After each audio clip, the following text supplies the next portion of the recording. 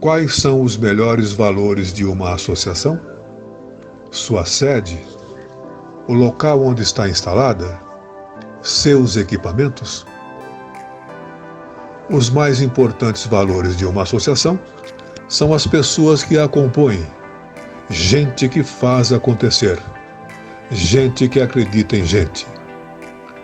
Os melhores ativos de uma associação somos nós. Estávamos lá na noite de 23 de junho de 1995. Colocamos o marco que hoje é nossa ALEASP, a Associação Leste dos Profissionais de Engenharia e Arquitetura da cidade de São Paulo. Nasceu sob testemunho de 13 pioneiros visionários, com o firme propósito de ser grande, porque os mais obstinados estavam lá. Acreditaram e entenderam a necessidade de lutarem unidos, almejando melhores condições para exercerem as suas profissões e atingir um objetivo comum. Sim, atingimos a marca dos 25 anos de história.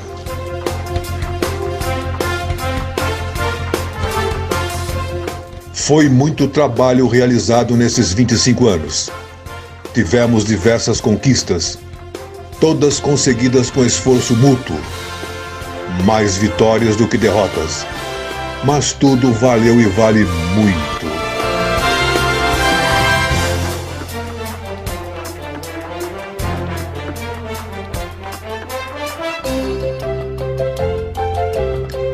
Nosso crescimento profissional e pessoal está intimamente ligado à nossa associação ALEASP.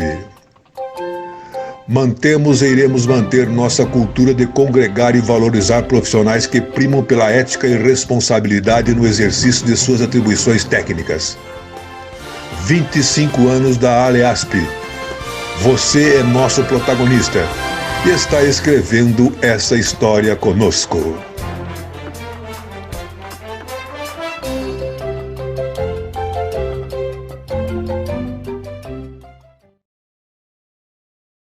Boa noite a todos.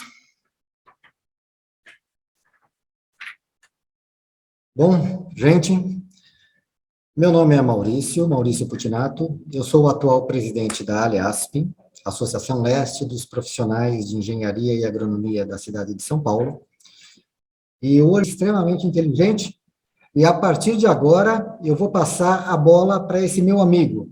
A palestra deve levar de 60 a 90 minutos, acho que é mais ou menos isso, não é isso, Antônio? Confirmado? E vocês podem postar as dúvidas, as perguntas que vocês tiverem diretamente no chat. Eu vou passando as perguntas de acordo com o andamento da palestra diretamente para o Antônio Celso.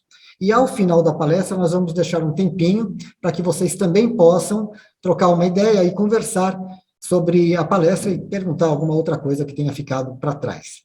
Tá bom, gente? Então, agora eu passo a bola para o meu amigo Antônio Celso. Maurício, boa noite a todos aí, o pessoal que tá participando. Muito obrigado aí pelo convite da ALEASP, junto ao CREA. Uma satisfação aí, a segunda participação nossa, sou muito grato e fico muito feliz sempre com os convites, né? Mais uma vez, agradeço aos participantes que estão aí. Hoje, a nossa palestra ela é bem dinâmica e bem interativa no sentido de mostrar a engenharia de um modo multidisciplinar, óbvio, focado às práticas do desenvolvimento sustentável. Hoje em dia, nós não temos mais tempo, né, para perder em relação às atividades, né, comuns do dia a dia, porém, a indústria da construção civil ela já não tem mais espaço sem crescer aliado ao desenvolvimento sustentável. Então, por isso, da intenção de trazer, né, algumas informações relevantes, que inclusive está na mídia, está no cotidiano de alguns, então se não está aqui, vai estar uma excelente oportunidade para a gente iniciar e demonstrar isso aí para vocês, tá certo? Obrigado aí pela apresentação, Maurício, agradeço mesmo, e eu vou compartilhar aqui a minha tela e vou dar sequência aqui com a apresentação, tá certo? Eu vou interromper o meu som e meu vídeo, tá bom? Perfeito, Maurício. Vocês só me dão um retorno aí, por gentileza.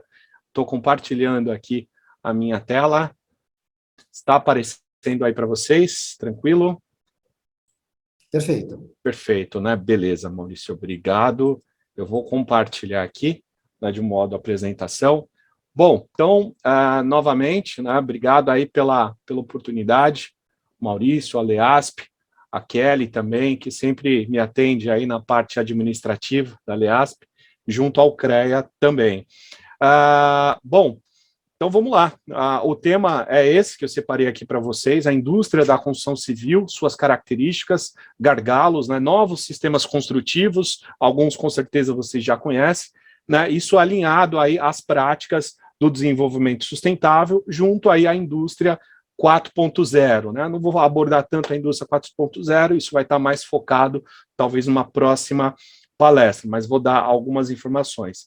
Não vou discorrer aqui a questão do meu currículo, sou engenheiro civil de formação, como o Maurício comentou, então a intenção aí é trazer os assuntos pertinentes ao desenvolvimento, né, da construção de uma maneira sustentável. Aqui eu tenho uma breve introdução, né, sobre os tópicos que nós vamos abordar, o próprio Maurício já comentou, e eu faço essa introdução dessa palestra com a agenda, né, a Agenda 2030. A Agenda 2030 é uma agenda muito importante para todos nós, que são os Objetivos do Desenvolvimento Sustentável, né? Então, para quem não sabe, as ODS elas foram criadas, né, com a participação da sociedade civil, o setor privado, né, cidades, estados e até mesmo países.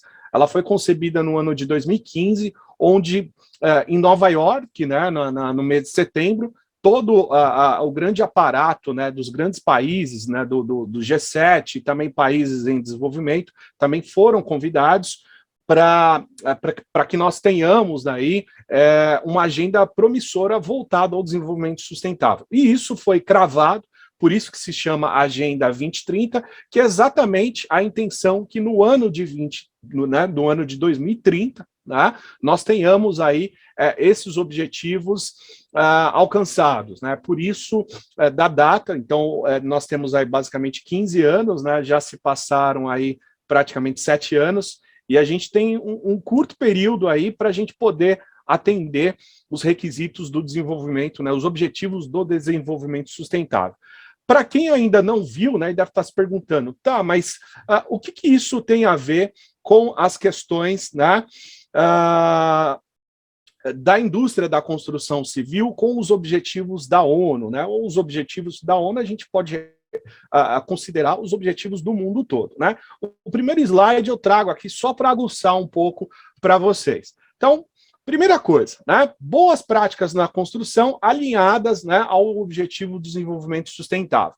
Primeira coisa, o mundo cada vez mais conectado e global, né? Ou seja, nós não temos mais fronteiras, né? Então, as famosas TICs, né, as tecnologias da informação, da comunicação, permite, né, em tempo real, inclusive vocês aí, né, pode estar até mesmo aqui em São Paulo ou em outros estados, então isso facilitou, né, e conectou muito as pessoas, né? A gente pôde perceber isso, inclusive, agora, né, no período pandêmico, vamos dizer assim. Então, as pessoas acabam tendo o pleno exercício, né, das diversas faces da cidadania, até mesmo pela comunicação facilitada, mas nem tanto, né? Eu abro um parênteses aí, a gente verificou, inclusive, as questões da dificuldade das pessoas poderem acessar o estudo remotamente, principalmente nas áreas de baixa infraestrutura, né? A gente percebeu muito isso, o quanto foi dificultoso até mesmo para o gestor público, né, implementar, e até hoje ainda a gente teve aí algumas comunidades sem acesso, né, à internet. E isso vai ter um retrocesso, né, a gente vai colher esse fruto ruim lá na frente, infelizmente, devido a essa paralisação, principalmente em relação à educação para as crianças, né? Segundo item, responsabilidade social se torna um vetor estratégico, né, na atuação das empresas. A gente pôde perceber, de uma certa forma, também, que as empresas que se consolidaram, principalmente agora na pandemia, foram com ações voltadas, né, às questões, além da sustentabilidade, mas também às questões de um engajamento maior, uma preocupação maior com a sociedade, né? A gente percebeu muito isso desde a doação de alimentos, vacinas, a busca, né, inclusive, por vacinas.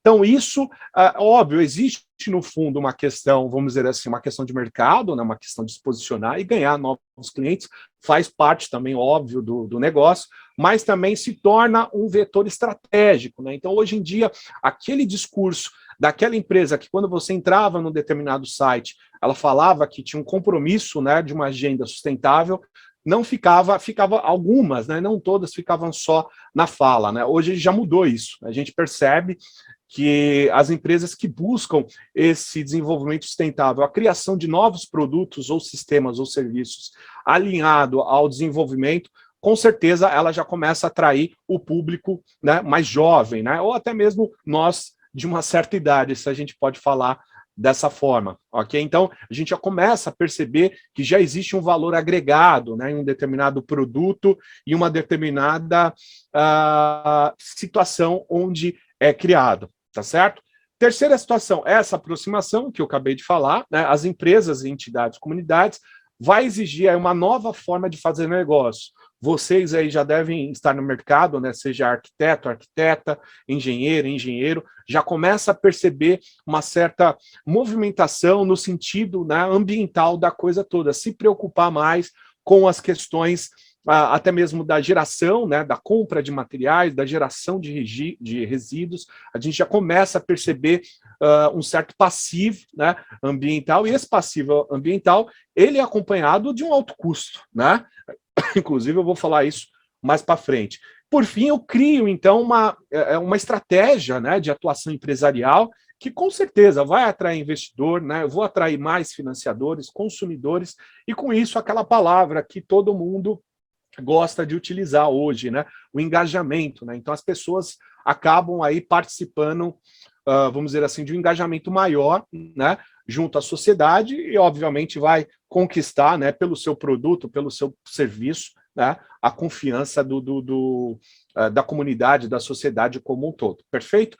Para quem, então, se perguntou lá atrás as ODS, quem nunca conhece, né, nunca viu, tem aqui um breve resumo, né, não é minha intenção falar de todas, né, fazer a leitura, né, óbvio que não, deixar alguns tópicos aí para vocês pensarem, mas não poderia ser diferente, né? Se a gente pegar aqui a nossa primeira ODS, né, erradicação da pobreza, né? Se a gente pensar que até mesmo aqui no Brasil, inclusive muitas pessoas nem conseguindo, né, fazer a compra do mês, né, quiçá aí alguns países aí do continente africano, né, que ainda sofre com isso. Então, não à toa, né, a erradicação da pobreza, ela vem aí como o primeiro item. E assim, sucessivamente, ou seja, os outros itens, né, eles fazem parte literalmente da nossa vida, né? Por mais que você não perceba, ele está lá, né?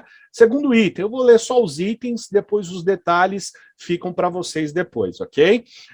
Fome zero. Terceiro item, saúde e bem-estar. Quarto item, educação e qualidade. Quinto, igualdade de gênero. Sexto, água potável. Está sofrendo, inclusive, né, algumas regiões daqui de São Paulo. Energia limpa, ou seja, a gente já tem, o Brasil, pelo menos nessa parte, está começando a acordar, né? Hoje a gente tem o parque eólico, né, lá do Nordeste, ativo, né? Falta chegar mais redes de linhas de transmissão. Oitavo, trabalho decente, né, crescimento econômico, é o que todo mundo busca, né? Nono, indústria, inovação e infraestrutura. Aqui entra, inclusive, aquele primeiro tópico que eu comentei com vocês no primeiro slide, na capa, onde eu falo da indústria 4.0, que está muito se falando, mas ainda bem acanhado, né, um pouco tímido. As empresas que têm, vamos dizer assim, um poderio aquisitivo, acaba tendo recursos, né, e trazendo tecnologia de fora. Então, isso a gente tem que avançar mais, né? O governo tem que, de uma certa forma, baratear isso em termos de impostos para facilitar para todos, né? Desigualdades, cidades e comunidades sustentáveis. O 12º, consumo e produção responsável. Terceiro, ação contra a mudança global, vida na água, vida terrestre, paz, justiça e instituições eficazes, né? E parcerias e meios de implementação. Ou seja, se vocês pegarem essas 17 ODS, você pode ter certeza que quase todas, né, se não todas, de alguma forma vai impactar a nossa vida, né? Vai impactar a vida das famílias, né, das nossas famílias, da sociedade como um todo. Então, é por isso que eu fiz questão de dar essa introdução para vocês, né? da introdução das ODS, e isso ela vai impactar todo tipo de negócio, né? A gente está aqui para falar um pouco mais, óbvio, da construção civil, mas vocês podem ter certeza que isso vai impactar tudo, né? Não é à toa que o primeiro item, né, é sobre a fome, né? E aí eu coloco, óbvio, todos, não é a minha intenção falar de todas, mas vou puxar, né, óbvio, sardinha para nossa área, ok? Então, no próximo slide aqui são todas as ODS, né? Saúde e bem-estar. Pessoal, não precisamos ir muito longe.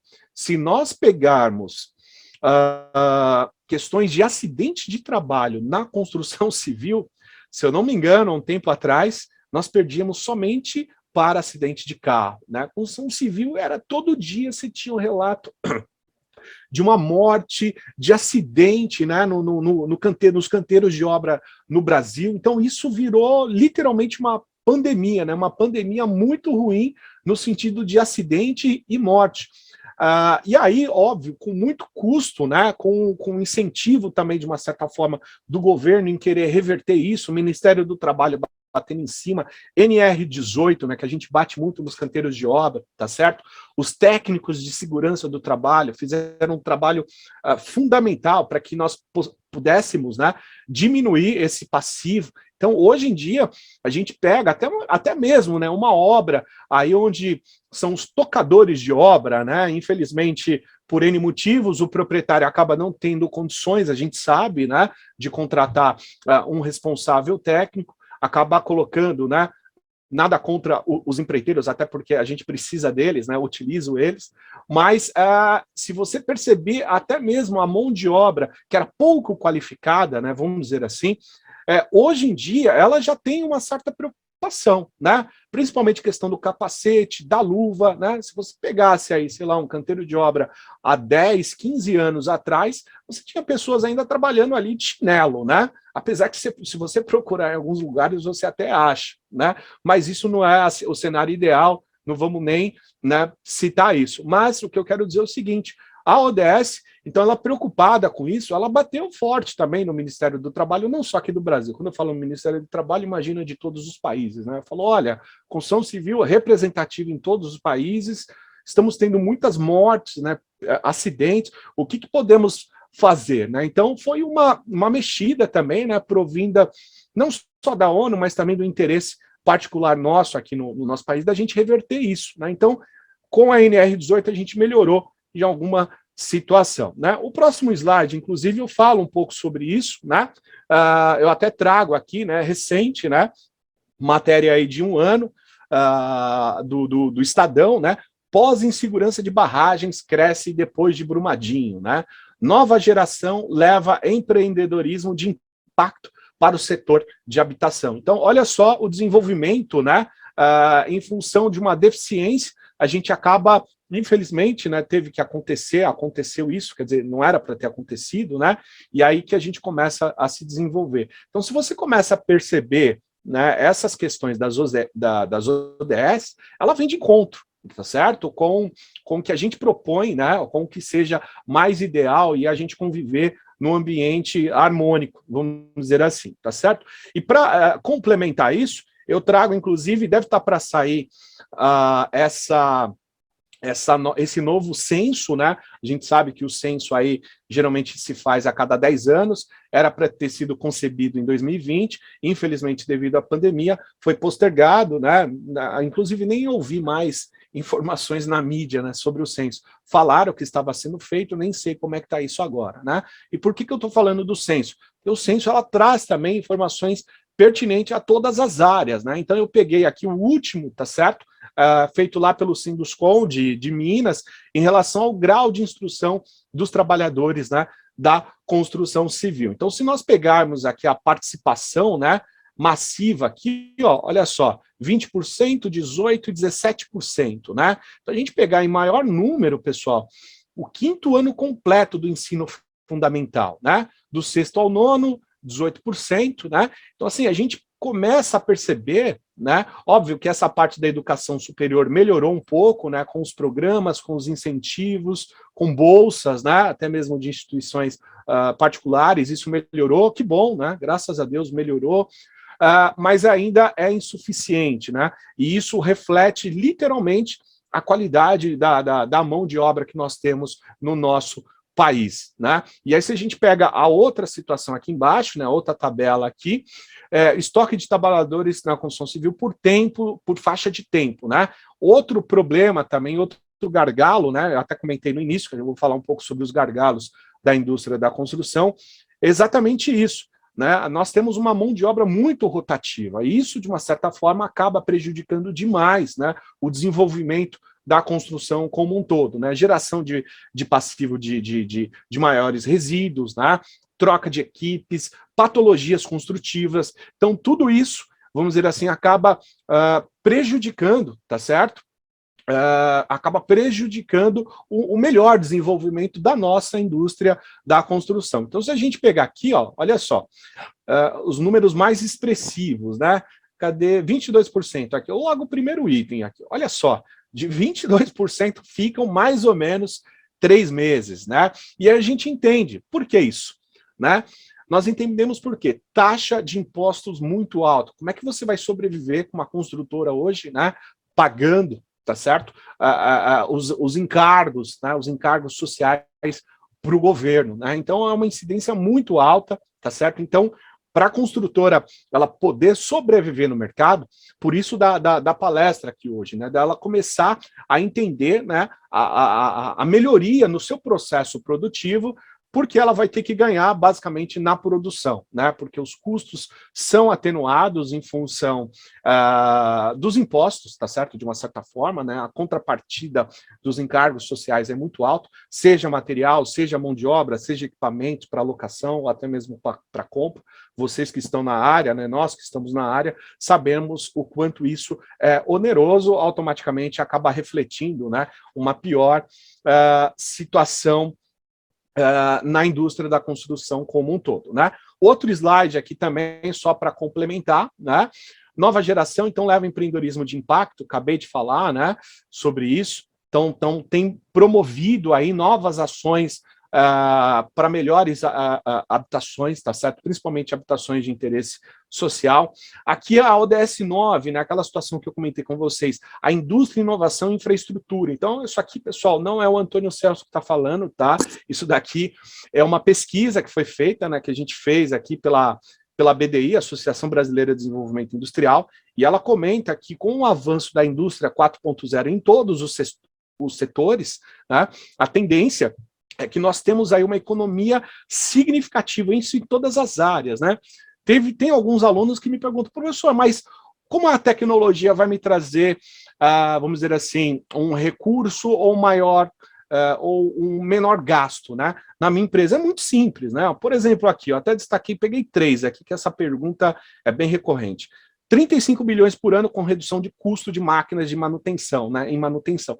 Pessoal, isso é simples, né? A partir do momento que você tem um IoT, né, uma Internet of Things, ou Internet das Coisas, que está plugado ali naquela máquina, né? Aquela máquina já vai sentir, a máquina não, né? O sensor já vai sentir uma fadiga no trabalho e vai mandar uma mensagem para o seu celular, falou, ô colega, faça manutenção em mim, porque senão eu vou quebrar. Literalmente, né? Ou seja, as manutenções já começam a deixar de ser uma manutenção corretiva, né? Já começa a ser uma manutenção preventiva, ou seja, você já começa a ter um ganho, né, de eficiência e redução, né, no seu passivo de manutenção. O que mais?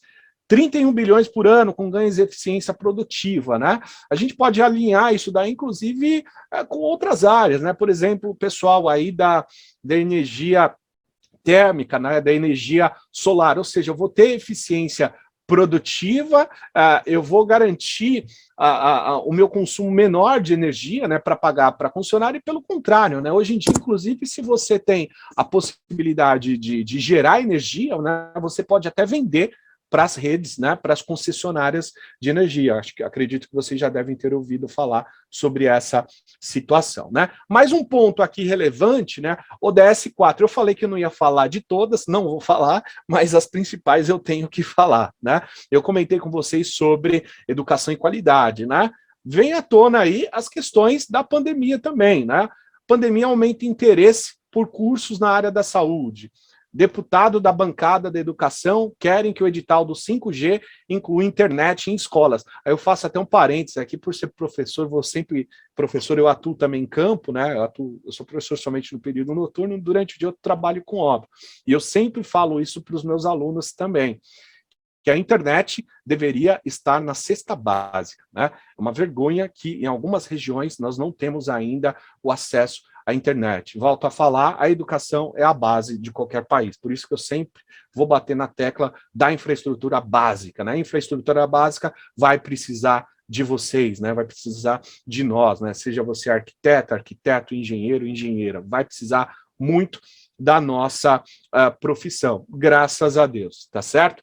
Pandemia pode fazer com que 70% das crianças do Brasil não aprendam a ler, né? Diz o Banco Mundial. Isso é fato, né? Pegou todo mundo de surpresa num país ainda desprovido, né, de infraestrutura básica. A tendência é isso, né? Não digo 70%, mas uma fatia disso acontecer, infelizmente, né? Próxima ODS, água potável, né? É óbvio, se a gente pensar aqui no Brasil, nós ainda, em São Paulo, não é nem no Brasil, se a gente pegar algumas ruas de São Paulo, ainda não são asfaltadas, né? E não é à toa que com muito custo, né, foi aprovado em julho de 2020, não sei se vocês lembram ou acompanharam, né, o marco legal do saneamento básico, né, onde prevê o governo, né, fixou isso como meta e vai ter que ser cumprido ali, pelo menos até 2033, garantindo que 99% da população brasileira tem acesso à água potável e 90% ao tratamento, né, e coleta de esgoto. Ou seja, é até chato a gente falar isso, né, que o governo teve que impor isso, tá certo? De uma certa forma, para que faça acontecer, né? Então, se aqui em São Paulo nós já temos essa deficiência, né, de alguns locais onde a falta de saneamento impera, você imagina das outras regiões onde a infraestrutura, né, não acontece, né? Então, infelizmente, uma situação muito triste, né, pessoal? Aqui, novamente, eu reporto isso, tá certo? Esgoto, né? Olha só, se a gente pegar aqui, e é dado recente, tá, pessoal? Olha só, sem acesso, então, em 2010, eu tinha 125 milhões, 126 milhões quase de pessoas sem acesso ao esgoto. Em 2018, depois de 8 anos, melhorou um pouco só, né? 25 milhões, 26 começou a ter, né? E assim por diante. Então, a gente começa a perceber e ficar revoltado com essas coisas, né? E aí você começa a entender o quanto é importante, né, essas ODSs, e você pode ter certeza que elas estão implementadas aí dentro da sua empresa, e você talvez ainda nem percebeu isso, tá certo? Aqui a 7, né, aquela situação que eu falei, então as empresas já começando a buscar isso de uma certa forma, né? Eu até trago aqui a construtora, não é nem uma questão de comercial, de merchan, nada, né? Eu trago sempre informações de empresas que estão dispostas mesmo, de fato, a melhorar isso, né? A questão de sustentabilidade, a própria MRV, né, em alguns de seus projetos, né? Não sei se estão todos, não sei se tem alguém aí que trabalha na MRV, já faz tempo que eu não tenho contato lá com os gestores, mas, pelo menos o que eu sei, eles estão muito aguerridos, né, nessa questão de implementar as questões sustentáveis, até porque vai agregar valor, né? Imagina você comprando um apartamento, poxa, eu vou poder comprar um apartamento e ainda poder reduzir, tá certo? O meu gasto, né, de energia elétrica. Pô, maravilha, né? Melhor dos mundos. Então, com certeza faz sentido, né, eu comprar um apartamento, né? Mesmo não cabendo no bolso, eu vou fazer de tudo que isso caiba de alguma forma, né? Fazendo um financiamento, pedindo emprestado, porque você cria. Lembra a situação lá atrás que eu falei para vocês? Antigamente, o que você tinha? Você tinha um site bonito, né? Alguém que colocava uma situação interessante para chamar atenção. Lembra lá? Missão, valores da empresa, uma empresa sustentável que visa o ambientalmente correto, papapá. Então, antigamente ficava no discurso, né? Hoje em dia, se você não partir, você pode ter certeza que as pessoas já vão perceber isso, né? Então, as pessoas já começam a pensar que se ela investir um pouco mais, pode ter certeza que vai ter esse retorno. E aqui, né, em meados agora de 2022, entrou lá em operação o parque eólico lá de Oitis, né, dos estados de Piauí e na Bahia, capacidade instalada, né, de 566,5 megawatts, né, ou seja, uma quantidade considerável aí para abastecer estados, tá, pessoal? Estados, é isso mesmo, tá certo? Porém, onde a gente peca é na distribuição, né? Não é à toa que de vez em quando nós temos alguns apagões aí, porque a parte de distribuição é muito falha, né? A gente pode até falar de Itaipu, né? Até um exemplo disso, os apagões que nós tivemos aí, e se o governo não tivesse entrado aí com, seja o governo A, B ou C, tá? Ok? Com investimento, com certeza a gente teria mais apagões, tá certo? Então a gente tem que correr atrás, e por isso das energias aí alternativas é um grande potencial, né, para todas as empresas de uma certa forma, ok? Então a ODS 11 também, só para a gente, deixa eu ver, não tem mais isso, tem mais uma ODS aí. A ODS 11 a gente já comentou, né? Cidades e comunidades sustentáveis. Então, hoje em dia, se fala muito das cidades inteligentes, né? Que inclusive existe o programa de mestrado lá na Universidade 9 de Julho, que inclusive é gratuito, tá certo? Gratuito, você passando por um processo seletivo, óbvio, né? Provas, etc. Você tem a possibilidade de cursar, né? O mestrado acadêmico em cidades inteligentes e sustentáveis, extremamente recomendada pela CAPES, né? Não é porque eu fui aluno e sou também, né? Mas recomendo muito, né? Um excelente curso aí na área, né, da educação, para quem quer seguir também a área da educação, recomendo muito esse mestrado acadêmico lá da Uninove, tá certo? Preocupação com sustentabilidade, né, já começa a pesar na decisão de compra dos brasileiros, está aqui inclusive uma matéria recente do Estadão. Próximo item, ODS 12, né, consumo e produção responsável. Aqui eu abro o parênteses que eu queria falar lá no início, mas ia perder a graça, né? Vamos supor, antigamente a gente tinha simplesmente que fazer uma demolição, era simplesmente fazer a demolição, ou fazer manual, ou mecanizado, né? E contratar as caçambas, né? Sem pensar no que isso fosse acontecer. Meu caro amigo, não sei se vocês lembram, uma caçamba, né, sei lá, há uns 3 anos atrás, né, ela custava o quê em São Paulo? Uns 230, né, 220 reais. Quanto que tá uma caçamba hoje em São Paulo? Vocês podem colocar aí no site, né? Eu coloquei aqui 330, 350, mas deve estar muito mais. Estou falando caçamba certificada, tá? Não estou falando empresas de procedência duvidosa, onde inclusive você, sendo responsável técnico ou proprietário, tá certo, da obra, pode inclusive levar uma multa até ser embargada a obra, né, dependendo de onde você vai fazer o descarte irregular. Então tomem muito cuidado com isso, já que eu comentei. Outro item importante, né, concreto. Se a gente pegar, não sei se vocês sabem, né, fato, curiosidade aí, o concreto é o segundo material mais consumido pelo homem, né? Na realidade, o pessoal fala o concreto, o primeiro é a água, né? O pessoal fala o segundo material concreto, mas o concreto é o composto como um todo, né? Se a gente pegar o que compõe o concreto, né? Areia, agregado miúdo, graúdo, cimento, água e aditivos, a gente vai pegar o quê? Que os agregados, de uma certa forma, eles são em 60% do volume, tá certo? Como assim, professor? Não entendi. Então vamos lá. Se você pegar lá 1 metro cúbico, né, uma caixa, né, de 1 metro cúbico, você jogar lá um concreto, 60% é de agregado. Então o que eu quero dizer com essa aspas aqui? Eu quero dizer o seguinte: na realidade, o segundo material mais consumido pelo homem são os agregados, né? Não é à toa também que outro valor que explodiu, inclusive na pandemia, né? Os valores dos agregados de uma certa forma. Então, se você pagava aí, né, 1 metro cúbico de areia, sei lá, uns 90, 100 reais, 110, já deve estar beirando aí isso uns 140, 150 reais, não é verdade? Então, vocês começam, como eu posso dizer, vocês começam já a perceber, né, o quanto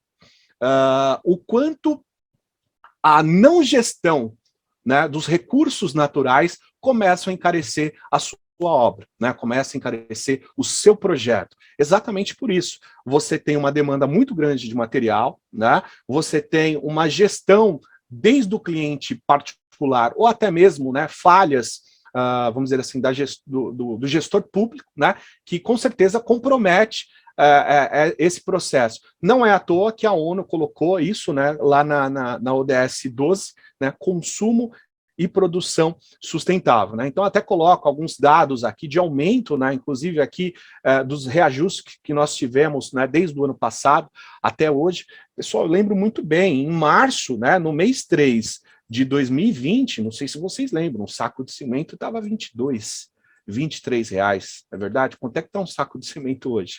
Né? R$33. Tá certo? Basicamente o custo do cimento, né, a produção dele é razoável, é bem baixinha, mas o que encarece, né, além dos impostos, é o frete, né, muito pesado, caminhão pesado, estrada esburacada, quebra o caminhão, pedágio, combustível, né, então você imagina agora, né, e detalhe, esse preço tende a voltar, é óbvio que não, tudo que foi reajustado, ou você tem alguma dúvida que esses preços vão ser atenuados? Com certeza não. Né? Então, a gente começa a repensar o modo de como a gente constrói com essas informações. Então, parece que quando se coloca na ponta do lápis, vai para a planilha, né, vai lá ali para o físico financeiro, vai para o levantamento quantitativo, você começa a perceber essas distorções. E se você não tiver essa habilidade, não saber implementar novas situações, novos sistemas construtivos, a tendência é o seu, vamos dizer assim, o seu investidor sair fora ou você ficar aí com o custo acima, né? Muito acima, tá certo? Então, só uma dica aí para vocês, tá certo? Volto até a falar aqui novamente, né? Do concreto, segundo o professor clássico, né? Professor Paulo Helene, né? Fera também no concreto, eu gosto muito de concreto. Trabalhei com muito concreto, né? Trabalhava na BCP, então a gente tem uma certa habilidade. O professor Paulo Helene e o pessoal da BCP também sempre comentam isso, né? Das questões do avanço, né? Do concreto e o que a gente poderia fazer para diminuir um pouco os agregados e tornar o material um pouco mais sustentável, vamos dizer assim. Né? Próximo slide, eu até cito a questão do aumento da população. Né? Então, por que a gente está sofrendo também com as questões da inflação, de uma certa forma? Então, o mundo está cada vez mais nas cidades, né? Então, se você pegar aí até mesmo a fala do Antônio Guterres, né? Ele é o secretário atual da ONU, né? Ele fala que nas cidades, né, até 2050, 68% de toda a população do mundo vai viver na cidade. Então você imagina, né, o que vai se tornar São Paulo, né, em 2050. Né? A gente não vai ter mais espaço para nada, literalmente. Ou seja, uma fatiazinha de metro quadrado, se já está absurdo hoje, né?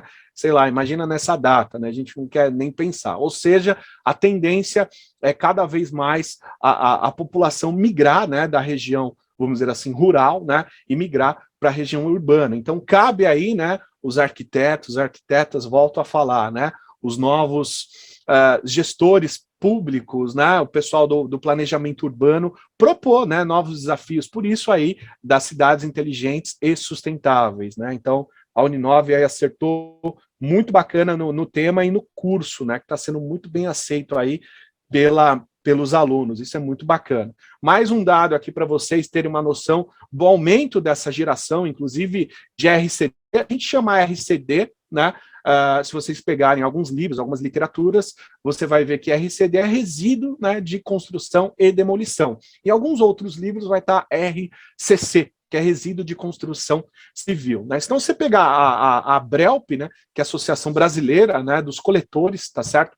De resíduos sólidos aqui em São Paulo, se você pegar, olha só, de 2010, nós tínhamos aí 33 milhões, né, de toneladas, e isso passou para 44 milhões, né, em 2019. Ou seja, com isso, a gente passa de 174 quilos em 2010 para 213 quilos per capita. Ou seja, nós, né, eu, você, se a gente dividir tudo que foi gerado de resíduo de construção no Brasil, tá? Cada um aí tem mais ou menos a participação, né, se fosse dividir, de 213 quilos por habitante ano, né? Um volume considerável, muito, né? Então aqui eu tenho o RCD, né, no Brasil, né, a geração, um aumento considerável, e aqui as regiões, né? E até engraçado, se você pegar aqui o Centro-Oeste, né, ele está na frente aqui, São Paulo está logo em seguida, São Paulo não, a região sudeste, aqui em amarelo, né?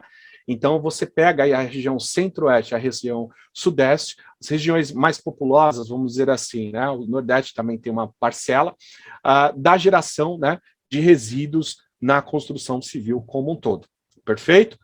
Legal aqui, então esse é um panorama, agora a gente entra na indústria da construção civil, tá certo?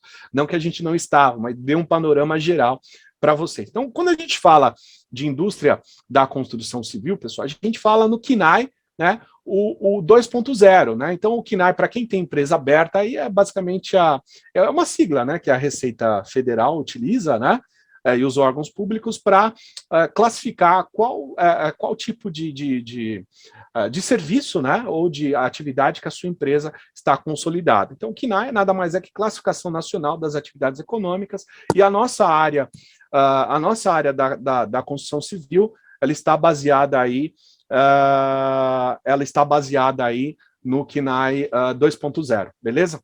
Nessa classificação, resumindo, a indústria da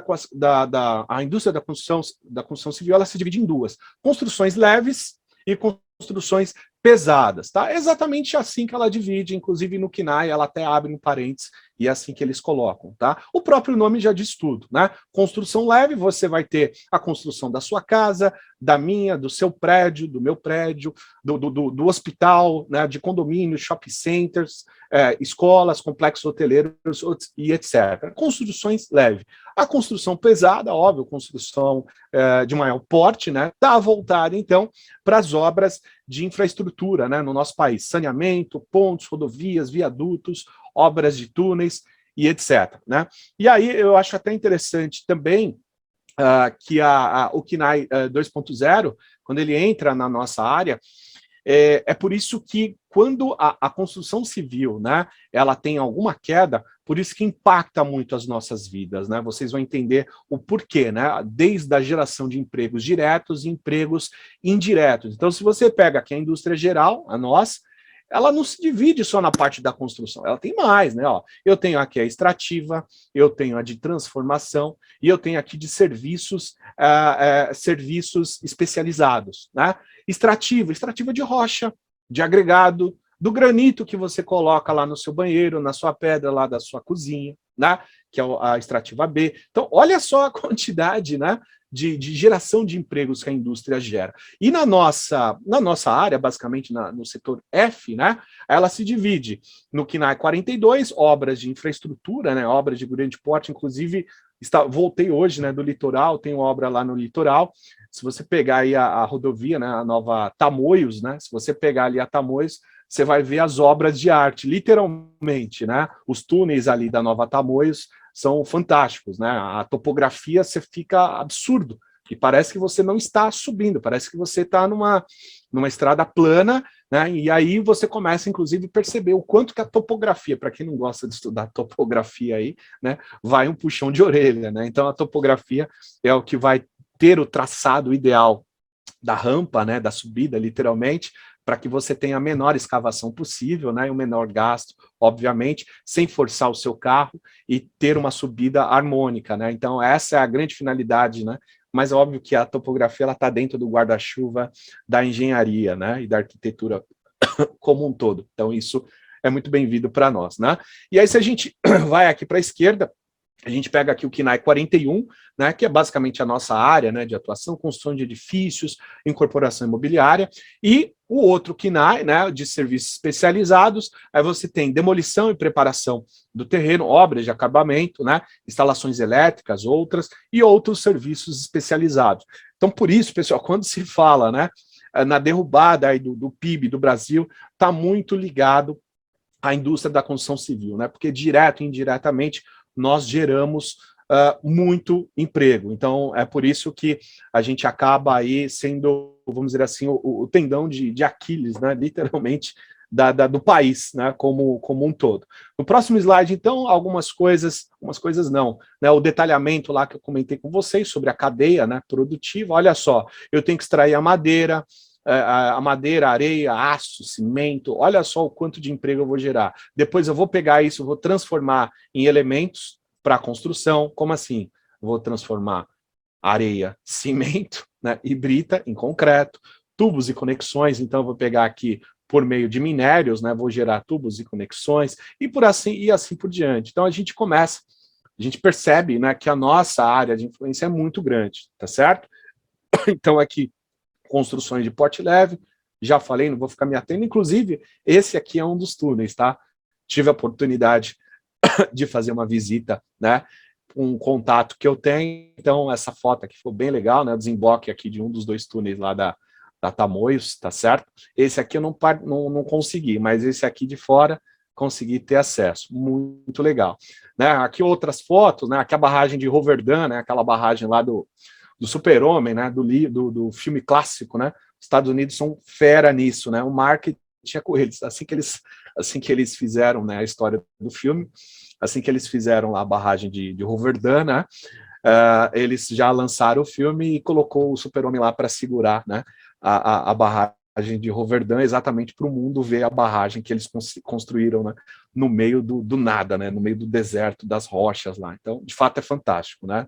Tem que tirar o chapéu, mas também eu tiro o chapéu para a nossa barragem aqui de Itaipu, né, que é uma das maiores do mundo também. Beleza? Vamos ainda falar das características da indústria da construção civil. Então, se a gente pegar aqui, eu gosto muito de mostrar esse gráfico, aqui inclusive é recente, tá? Saiu junto com o CEBIC. CEBIC é a Câmara Brasileira da Indústria da Construção Civil, tá? Junto aqui com o DIEESE e o IBGE.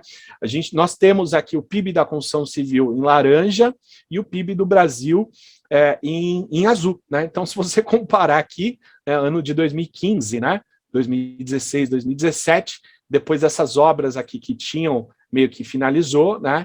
E aí você teve aqui uma certa caída, né, da indústria da construção civil. Não é à toa que de 2017 até 2019, não sei se vocês lembram, sumiram, né? A panfletagem de lançamentos imobiliários na cidade de São Paulo caiu drasticamente. Não sei se vocês lembram dessa época. Hoje não, né? Hoje em dia já voltou, né? Isso voltou até mesmo já no início de 2020, um pouquinho antes da pandemia. Os bancos, né? Isso tem um motivo, né? Eu gosto muito de economia, eu trago também, porque desse motivo vocês devem ter acompanhado também.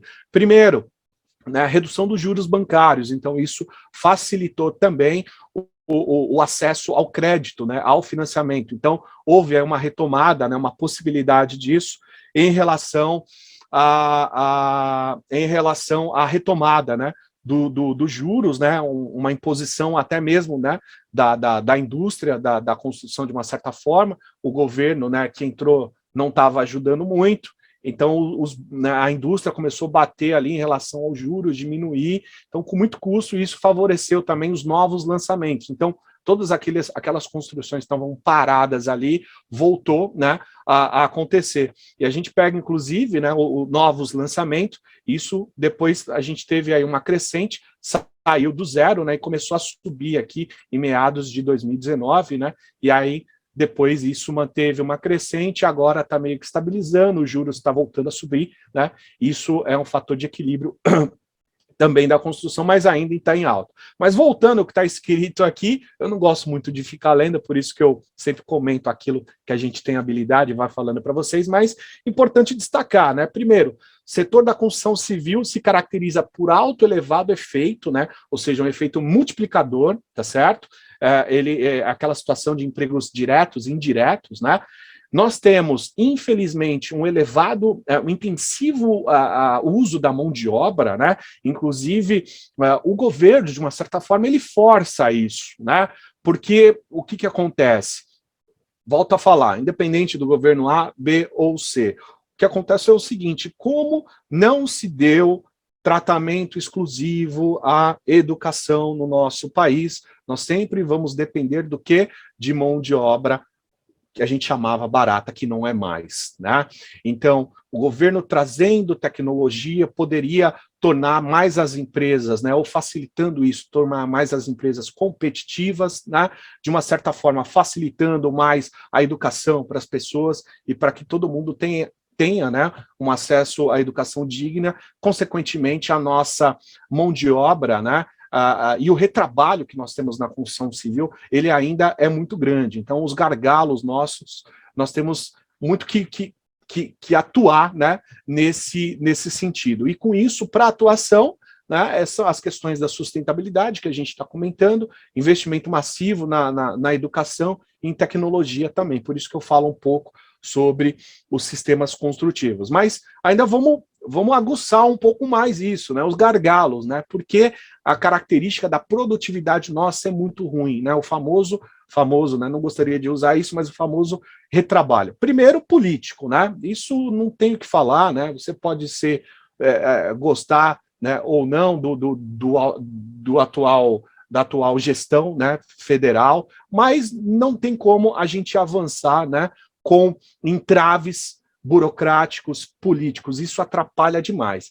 Eu tenho a primeira coisa que uma vez um professor me falou, eu gosto muito de política, não sou totalmente entendedor, mas eu sempre gosto de falar isso. O grande problema no nosso país é que o mandato se encerra em 4 anos, né? E aí o que acontece? Não existe uma repetitividade de projetos, né? Uma continuidade de um projeto que um outro partido fez. Então, isso é um grande problema. Cada um quer ver o seu lado, né? Então, esse é o principal gargalo, né? Se alguém falar outro, eu vou discutir e vai estar errado, desculpa, né? A questão política é um entrave, né? Todo mundo pensa em 4 anos. E por que eu falo isso e comprovo? Pega o estudo de caso de Medellín, da Colômbia, né?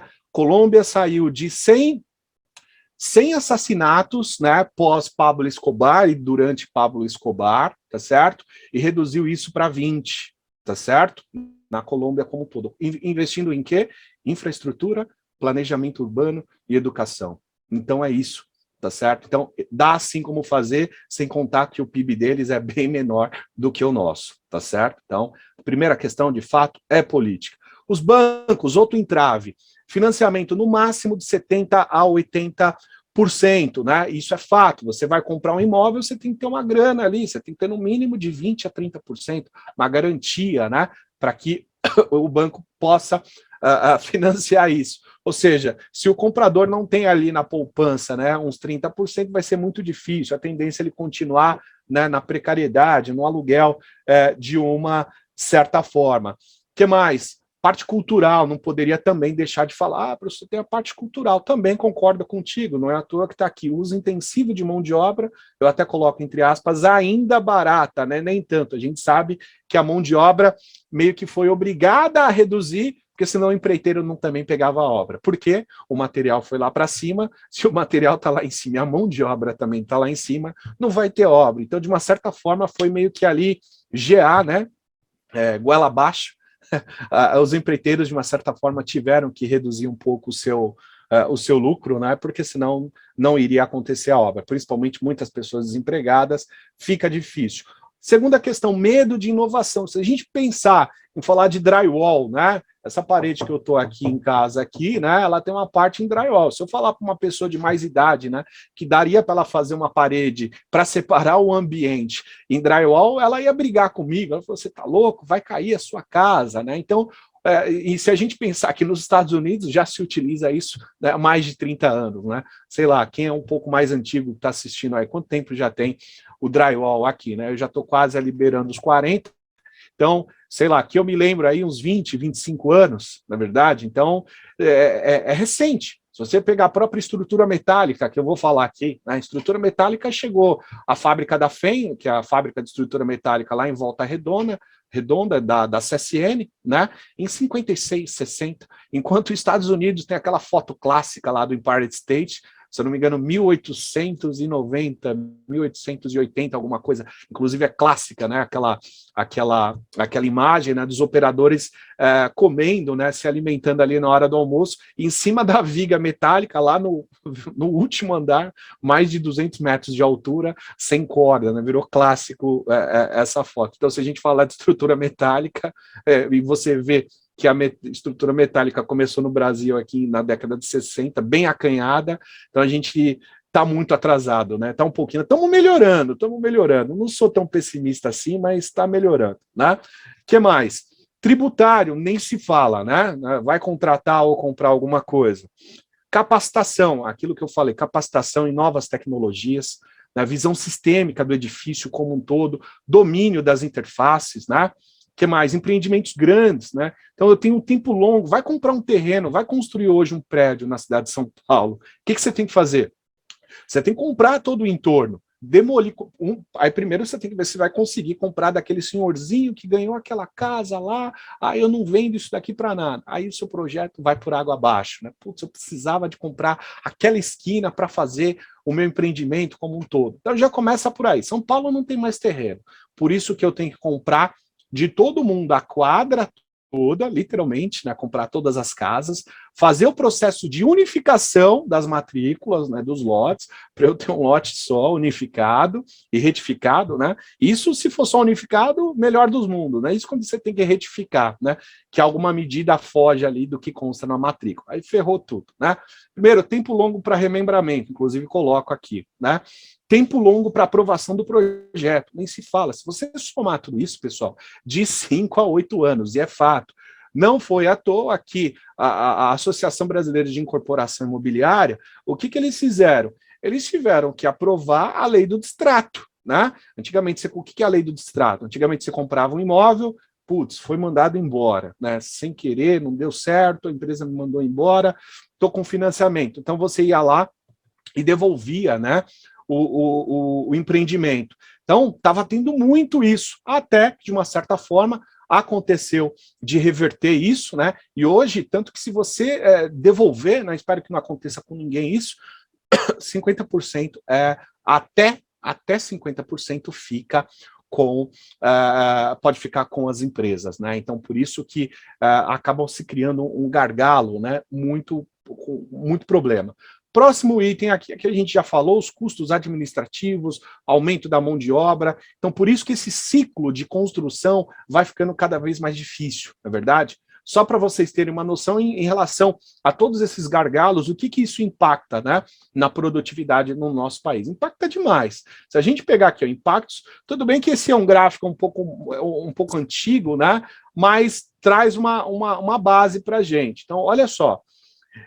Brasil, vamos arredondar aqui para 20%, nem tá, né? O que significa isso? Imagina que um dia trabalhado lá nos Estados Unidos, eu tenho que pagar em 5. Exatamente isso, pessoal. Hoje, sei lá, hoje eu colocaria uns 4, né? 3,5 a 4. Mas mesmo assim é uma diferença, né? É uma diferença considerável. E a gente pode até mesmo fazer essa associação, eu já até li sobre isso, em relação ao dólar. O dólar reflete isso que a gente está falando, né? Eu falei 4, né? Está 4, e é mais ou menos isso, está 4 para 5. Então, a minha ponderação também não deixa de estar errada, né? E é bem isso. Professor, como assim? Não entendi. Um dia do americano eu tenho que pagar em 5. É mais ou menos isso mesmo, exatamente das questões de produtividade, melhorias, tecnologia. Então, tudo isso, pessoal, vai melhorar. Agora, do lado direito, né? Aí a parte ruim a gente ganha, né? Qual que é a parte ruim que a gente ganha?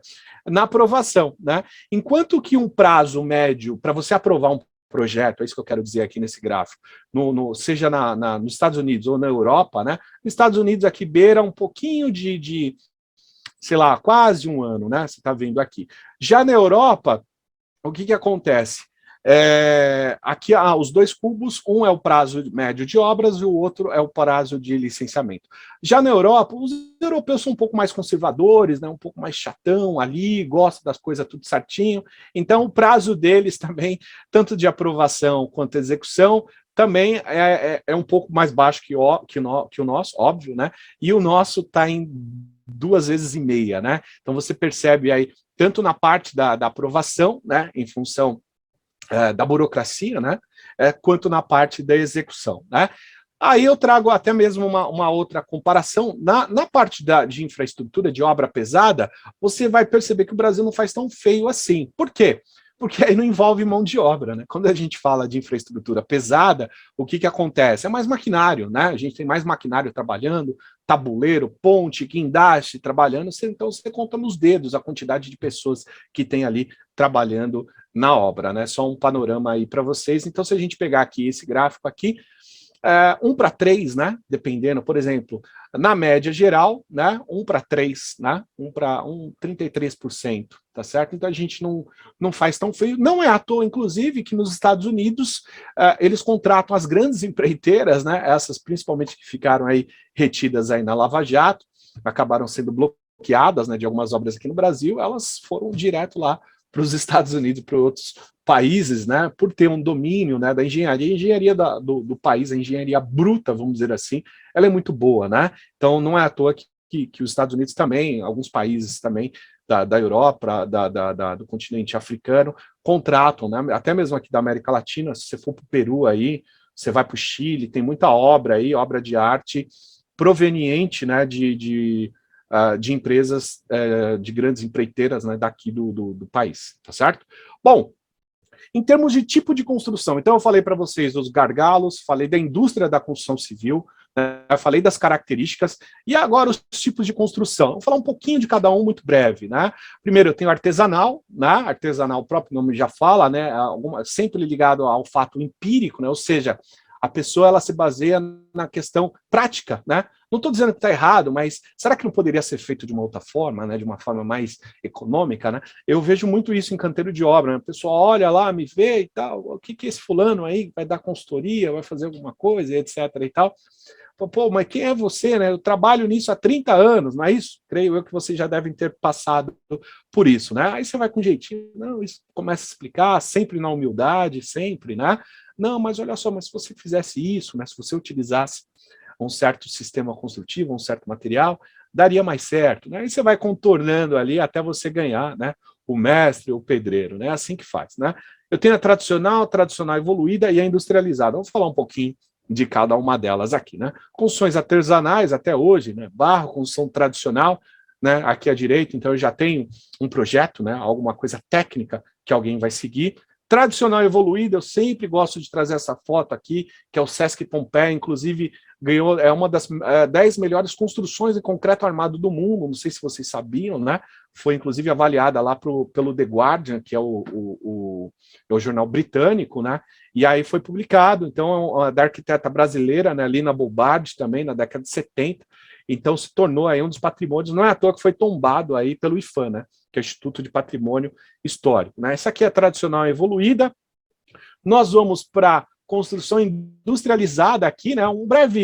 Bem rápido, né? Eu gosto sempre de falar um pouquinho aqui de algumas construções rápidas também industriais. A gente tem o LSF, né? Que é o Light Steel Frame, está sendo já falado, disseminado isso. O Light Steel Frame nasceu lá nos Estados Unidos, então uma breve história, eu gosto de história também. Estados Unidos precisava povoar, começou a fazer ferrovia, à torta e à direita, e sempre sobrava perfis laminados, né? O que eles faziam? Eles derretiam e faziam perfis leves de aço, né? Só que mesmo sendo leve, extremamente resistentes, né? E para quê? Para construir pequenas casas para os operadores, para quê? Para desbravar o país dos Estados Unidos todinho para a construção das ferrovias, né? Levar a mobilidade, não é à toa que se você quiser, né, sair de Nova York e ir para a Califórnia, você consegue ir de trem, né? Literalmente. Então, por isso que se desenvolveu algumas outras técnicas construtivas, o LSF é um deles, né? Que inclusive a partir daí que vem também os outros, né, o wood frame, inclusive, né, os painéis de madeira, depois o drywall, né, o famoso drywall. Na realidade, drywall é parede seca, né, você traduziu o pé da letra, parede seca, mas que na realidade você utiliza placas de gesso acartonado, né, essa é a realidade, né. Paredes de concreto também, hoje em dia, inclusive, a MRV utiliza, né, algumas outras construtoras, né, já participei de consultorias sobre concreto também para a execução desse tipo de sistema construtivo, um sistema construtivo rápido, muito voltado aí para HIS, né, habitação de interesse social, onde você tem a conformação da casa como um todo, né, da casa, ou até mesmo o sobrado, vocês estão vendo aí o sobrado, formas metálicas, né, formas colaborantes, onde a própria forma já é o acabamento final, praticamente, da casa, né, dependendo da qualidade da forma, fica pronto ali para receber ali, né, uma demão já de tinta, basicamente já está feito ali, uma impermeabilização, alguma coisa do tipo, está feito ali o sistema construtivo, muito rápido, né, e muito bem aceito também. Então, isso evolui, né, a construção civil evoluindo, trazendo produtividade, dessa forma a gente consegue manter, né, a construtora, a incorporadora, né, e que mantém ali os seus funcionários, né. Essa foto eu mesmo tirei, isso daqui, inclusive, já está fechado, né? É um novo prédio lá da Uninove, o prédio que vai atender o pessoal da área da saúde, né? Toda a estrutura metálica, então você consegue ver, inclusive nessa foto abaixo aí, você conta nos dedos, né, a quantidade de pessoas que trabalham. Eu tirei nesse dia aí, tinha 4 operadores, tá? 2 em cima da viga e 2 embaixo, só posicionando. Então aqui você vê uma ideia de indústria 4.0, né? As vigas já saem lá da usina siderúrgica, né, para o andar que ela vai, qual a posição que vai, qual a furação que vai, qual o encaixe que vai, né? Então isso é uma construção rápida. Pô, professor, é caro isso daí, é pesado. Sim, é caro, mas você ganha no quê? Na produtividade, né? Enquanto que eu não vou precisar de um escoramento, até porque a própria estrutura, né, vai vencer o vão. Tenho lajes colaborantes aí, né, que é o próprio o steel deck, né, a laje, o deck de aço, se a gente traduzir, ou seja, o próprio deck de aço é até mesmo uma plataforma para os trabalhadores trabalharem em cima, você soldou eles nas vigas, né, fez a concretagem, está liberado para os acabamentos, passou toda a infra de elétrica e hidráulica, está feito o sistema construtivo muito rápido, né, obra limpa, obra segura, né. Uma outra obra bacana que eu gosto de trazer, sempre mostrar, é o Infinity Tower. Não sei se vocês já perceberam lá na Bandeira Paulista, ali, perto com a Juscelino, ali no Itaim, você tem o edifício AAA, né? Eles chamam de AAA quando você tem um padrão acima e que atende a algumas regulamentações de construções voltadas à sustentabilidade. Inclusive, o Infinity Tower, né? Ele foi um projeto aí o cliente foi a Iuni, a construtora foi a Método Engenharia, né? Os arquitetos foram o Aflalo e Gasperini, né? São grandes papas aí, né? Bem conhecido aí no setor de grandes projetos imobiliários e arquitetônicos na cidade de São Paulo. Eu chamo a atenção exatamente para a questão estrutural, né? Então ele ganhou um prêmio ABES, né? Que é a Associação Brasileira de Engenharia de Consultoria Estrutural, onde você tem aí uma fundação única, uma sapata gigante, né, de concreto. Eu não trouxe a foto aqui para não atrapalhar muito, no sentido de tentar cumprir com o tempo, mas ele tem uma fundação gigante, uma sapata única, né, um baita controle tecnológico do concreto. E aí eu trago aqui um outro panorama, né, o projeto do escritório americano aqui, isso é até, como que eu posso dizer, é até um certo... foi até crítico, tá? Algumas críticas já do icônico empreendimento, não sei se vocês já passaram pela Faria Lima, é isso mesmo, pela Faria Lima, né, pelo Largo da Batata, ele já está concebido, que é inclusive ao lado, né, do CREA, né, ao lado do CREA São Paulo, só que já rendeu crítica, então a gente começa a perceber que não foi um projeto pensado para a cidade, né? Primeiro, eu até coloquei algumas coisas aqui, ó, seu redor é pouco explorado, você não tem uma fachada ativa, né? Ele não permite a circulação do térreo para o pedestre, né?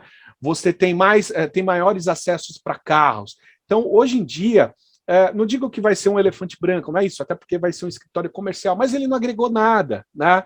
Então, imagina ali para os investidores, ou até mesmo para quem caiu no conto, não digo no conto do vigário, né? Eu acho que arrojadamente ele pode até ser ok, né, mas o entorno dele é muito precário, então você vê grades ali, né? Enquanto se você pegar até mesmo na Faria Lima, outros prédios onde você tem a circulação aberta para pessoas, né? Onde, inclusive, caso você não trabalhe naquele prédio, você tem acesso ali ao térreo, você participa ali daquele espaço, né?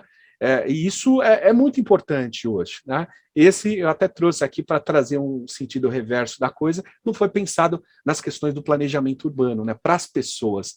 É isso que a gente tem que pensar hoje em dia, tá certo? Isso é muito importante. Aqui o controle tecnológico do concreto, né? Faz parte também de todo esse aparato tecnológico. Então, você conhecer os materiais. É óbvio que isso aqui é um ensaio rotineiro, a ideia não é isso, né? A ideia, eu quero trazer para vocês que hoje, cada vez mais, a questão do controle de materiais, da especificação, ela é muito importante, né? Se eu perguntar para vocês sabem especificar materiais? É muito difícil, né? Não é todo mundo que tem uma certa habilidade, né? Por exemplo, qual a quantidade, né, de cimento ideal para um traço, né? Por mais que você contrate um concreto de uma usina, né, que vai te fornecer um concreto usinado, né? E as características, qual a característica do cimento ideal para a sua obra, né? Então a gente começa a perceber que no mercado mesmo poucas pessoas sabem, né, especificação de materiais. Então isso é importante, porque se você souber especificar, a tendência é que você não tenha um retrabalho ou patologias futuras, né? Isso é importantíssimo, tá certo? Trago uma outra situação aqui, né? Até trago esse exemplo aqui. Em laboratório é criado o concreto mais resistente do mundo, né? 400 megapascal, né, de resistência, né? Então, o desenvolvimento não para, né? E a intenção é que isso aconteça mesmo. Uma outra solução, outro sistema construtivo, né? Aqui é uma obra no Porto de Itaqui, né? Onde um colega, inclusive, participou dessa obra, né? Então, eu tenho aqui a cravação, né, com estacas metálicas, né? Então imagina só, eu tenho aqui os operadores soldando a emenda de uma estaca metálica, eu tenho aqui todo o aparato do maquinário fazendo a cravação, literalmente, né, desse perfil metálico. Então você imagina a produtividade, né, a segurança da obra. Então tudo isso faz muito sentido, né? Olha só, né, uma outra foto, você percebe um canteiro de obras gigante, né, e você conta nos dedos também a quantidade de pessoas trabalhando, né? Então isso é o Lean Construction, né, a construção limpa, a construção segura, a construção eficiente. Um outro caso aqui também, né, China constrói hospitais, o hospital em 10 dias. Vocês lembram, assim no início, né, da pandemia, nós tivemos aí aquele boom, né? Isso aqui viralizou, né? Construiu 25 mil metros quadrados, né? De leitos, né? Em 10 dias, né? Então isso chocou, viralizou no mundo todo. Ou seja, aqueles foram utilizados, né? Placas, né? Placas GPS, né? Para as divisórias, né? Estrutura metálica também para compartimentar. Então foi uma obra muito rápida, muito bacana, tá certo? Legal, bacana. Professor, mas o que a gente pode fazer, então, para melhorar, né? Depois de alguns gargalos, estruturas, né, sistemas construtivos. Bom, a gente já está fazendo isso de uma certa forma, né? Se a gente pegar desde 2013, quando iniciou aí, né, a norma de desempenho NBR 15575, que ela começava, né, a atuar de forma mais intensiva nos construtores, né? Antigamente o pessoal construindo um passivo de patologia das construções enorme e ninguém aí, né? Então isso mudou de uma certa forma, né? Então a gente já sabe, e as pessoas também já sabem da norma de desempenho, das garantias, né, que o cliente vai ter. Então isso, de uma certa forma, a norma tem um fator fundamental de controlar, né, se a gente pode dizer assim, as questões de qualidade, né, de produtividade e melhoria, né? Se eu vou ter um órgão fiscalizador ou pelo menos alguém que possa me reprimir depois, é óbvio que eu vou querer tentar fazer da melhor forma possível. Perfeito? Isso é importantíssimo, tá, pessoal? Tanto que eu coloco aqui para vocês, né? Então, ó, isso vai melhorar, né, o atendimento às demandas da construção civil, vai reduzir também o custo da mão de obra, né, e o aumento da produtividade. E óbvio que com o emprego das inovações tecnológicas, vai contribuir também para as melhores condições, né, do trabalho. Perfeito? A gente, mais um momento, mais uns 20 minutinhos a gente finaliza, tá bom, pessoal? Já está quase lá. Bom, antigamente o que nós tínhamos, né? Separei um tópico aqui sobre a indústria 4.0. Antigamente nós tínhamos o quê? Os projetos eram divididos, né, em físicos, né, e um pouco em digitais. Então, se a gente quisesse mostrar uma maquete, né, até chegar, né, ao desenvolvimento, né, dos softwares 3D, AutoCAD, etc., no máximo que nós poderíamos ter seria a maquete física, que na minha opinião é excelente, que nunca deveria morrer, que é fantástica, né, e é muito bacana. Não é à toa que até mesmo nos grandes empreendimentos, do jeito que eles têm o poderio econômico, tecnologia, eles poderiam colocar ali uma maquete para você virtual, te dar um óculos 3D, isso já acontece, mas não, né? A maquete física, ela representa isso, né? Você vê, né? Isso é outra, até mesmo um atrativo de marketing, tá? É por isso que o pessoal mantém isso, né? Fica muito mais fácil para você comprar alguma coisa quando você pega na mão, quando você vê, né? Até uma questão do marketing, se tem alguém de incorporação imobiliária aí, né? E aí, depois de um certo tempo, veio o modelo computacional. Hoje você já deve ter falado, né, ou ter ouvido falar sobre o BIM, né? O que é o BIM, né? Não é o famoso Mr. BIM, é quase lá, né? Building Information Model, ou seja, a modelagem da informação da construção, se você traduzir ao pé da letra, né? O que é isso, né? Nós começamos a ter agora modelos computacionais, né, onde vai trazer um novo paradigma, né, para o desenvolvimento das construções e todo o seu ciclo de vida. Isso é extremamente importante, o ciclo de vida, ou seja, o VUP, não sei se vocês já ouviram falar, a vida útil do projeto, né? O que tem a ver isso, Antônio? O que tem a ver isso? Vou te falar, as pontes caindo na cidade de São Paulo, pelo menos pararam, né? Ainda bem. Pessoal, essa ponte ela foi projetada há mais de 50, 100 anos atrás. Como é que era a concepção de cargas naquela época? Era diferente. Hoje em dia, né, mudou tudo. As cargas maiores, todo mundo comprando, logística, delivery, acúmulo de materiais, de cargas parado ali na ponte, o trânsito parou. É óbvio que ela vai cair um dia, ainda mais se não tiver manutenção, né? Então, quando a gente fala aqui envolvendo todas as etapas do ciclo de vida, o modelo computacional ele traz isso para uma situação mais presente, muito mais ali, atuante, né? Se você não esquecer de alguma coisa, o computador vai te lembrar, fulano, esse cano aqui que você colocou no projeto vai passar no meio da sala, no meio da viga, não tem aquelas tubulações lá no subsolo do seu prédio? É que do nada o pessoal tem que furar ali uma viga de concreto, não tem isso, às vezes, exatamente por isso, né? Ou seja, não se pensou, né, da forma arquitetônica como um todo, né, de compatibilizar os projetos, né? Então, o modelo computacional traz isso, né, maquetes em 3D, né, e os softwares vão ajudar demais, né, a nós a projetarmos isso de uma certa forma. Então, eu acredito que vocês já devem ter até mesmo familiaridade com alguns deles, né? O BIM, então, ele traz aí uma interoperabilidade, né? O próximo slide, inclusive, vai ajudar. Como é que é o modelo tradicional, né? Ainda, né? Esse aqui. Então, olha só a salada, a bagunça, né? O instalador fala para o construtor, o gerente de construção fala para o instalador, então vira uma bagunça. Imagina todo mundo se falar, você não tem informações, né? A comunicação é muito falha, né? A informação se perde. Agora, olha a diferença, né? Eu tenho a plataforma BIM, ou seja, eu tenho um software que trabalha numa plataforma BIM, ou seja, ele se concentra tudo. E eu vou dar um exemplo muito simples. Imagina aqui que, cadê? A arquiteta e o engenheiro decidem, né, aumentar o vão da porta, beleza? São uma situação simples, né? Pessoal, tudo isso vai chegar imediato no seu celular para todo mundo. Ou seja, a chance de alguém não saber que aquela porta, né, em vez de uma porta de 72, é uma porta de 82, vai ser praticamente quase que zero, né? Que essa informação vai chegar, né, em tempo real. Isso é extremamente importante, né? Muito bacana isso. Então, o BIM ele vem para salvar, vamos dizer assim, né, nossas vidas. Mas saibam que todo mundo tem que estar alinhado, né? Todo mundo que tem que ter ali essa noção e o conhecimento específico de alguns softwares também. Vale a pena, né? Então, olha só, a compatibilização de projeto, aquela situação que eu falei. Então, eu sei exatamente onde a tubulação de ar-condicionado vai passar e o software vai me avisar, ó, aqui tem uma viga, né? Aqui tem uma laje. Se você colocar isso daqui, eu vou ter um problema, né? Olha só que imagem bacana, né? A junção aqui de uns estribos, né, e das armaduras aqui longitudinais. Imagina para quem recebe isso na obra, a gente tem que pensar que nem sempre aquela pessoa que está lá na ponta, ela tem a mesma habilidade que você tem e vice-versa, né? Você também não tem a habilidade dela. O que eu quero dizer é o seguinte, hoje em dia, quanto mais detalhado for o seu projeto, menor a chance do erro. Isso é extremamente importante. Por isso que eu trago aqui, né, essas informações, o que você consegue trabalhar com algumas plataformas, alguns softwares, aí o próprio Revit, por exemplo, né? Olha o grau de detalhamento, né? Imagina só quem recebe um projeto desse lá na ponta, né? Imagina as chances dessa pessoa errar. Vai ser muito pequeno, né? Vai ser muito baixo, né?